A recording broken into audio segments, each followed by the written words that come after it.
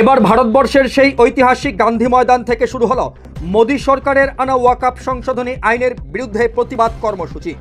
বিস্তারিত আলোচনা করছি।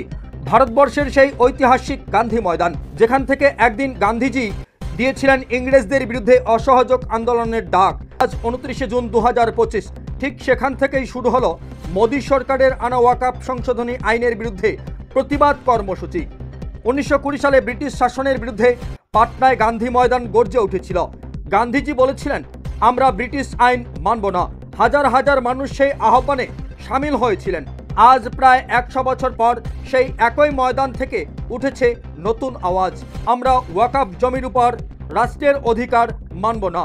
ওয়াকফ সংশোধনী আইনের প্রতিবাদে লক্ষাধিক মানুষের উপস্থিতিতে অনুষ্ঠিত হলো এই প্রতিবাদ কর্মসূচি। মোদী সরকারের আনা ওয়াকফ সংশোধনী আইন মানছি না, মানব না, এমন প্রতিবাদ কর্মসূচির ডাক দিল ভারতবর্ষের মুসলিম সংগঠনগুলি। তবে সেই ডাকে যথেষ্ট সাড়া পাওয়া গিয়েছে বলে জানা যায়। এই প্রতিবাদ কর্মসূচি নিয়ে বিশিষ্ট আইনজীবী আল হাদি এডুকেশন ট্রাস্টের প্রতিষ্ঠাতা ওয়ালি রহমানি নিজস্ব সোশ্যাল মিডিয়ার মধ্য দিয়ে দেশবাসীকে আহ্বান জানিয়েছিলেন গান্ধী ময়দানে আজ অর্থাৎ 29শে জুন উপস্থিত থাকার জন্য।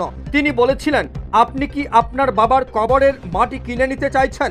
যদি আপনার বাবার কবর দেওয়ার জন্য সেই কবরের মাটি কিনতে না চান, তাহলে আসুন আগামী 29শে জুন বিহারের পাটনায় অবস্থিত গান্ধী ময়দানে। সেই গান্ধী ময়দান থেকে ইংরেজদের বিরুদ্ধে যেভাবে গান্ধীজি স্বাধীনতা আন্দোলনের ডাক দিয়েছিলেন, তিনি জানিয়েছেন ঠিক সেভাবেই আমরাও আন্দোলনের ডাক দেব।